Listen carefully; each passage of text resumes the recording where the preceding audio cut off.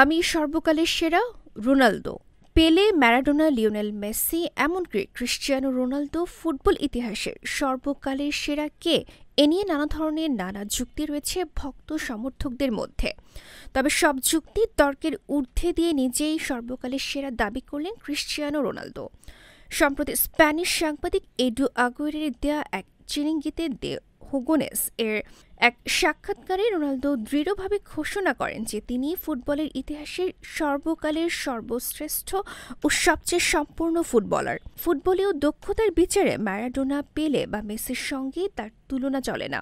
সাহসিকতার সঙ্গে রোনালদো দাবি করেছেন, আমি সর্বকালের সেরা, আমি এতে বিশ্বাস করি, আমি দ্রুত, আমি শক্তিশালী, আমি হেড গোল করি বা পায়েও গোল করি, আমার চেয়ে সম্পূর্ণ খেলোয়াড় আর কেউ নেই।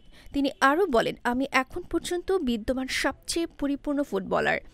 আপনি মেসি, পেলে বা ম্যারাডোনাকে পছন্দ করতেই পারেন, কিন্তু আমি ফুটবলের ইতিহাসে সবচেয়ে সম্পূর্ণ এবং শ্রেষ্ঠ। আমি এখনও আমার চেয়ে ভালো কাউকে দেখিনি। স্পোর্টস ডেস্ক, গণমানুষের আওয়াজ।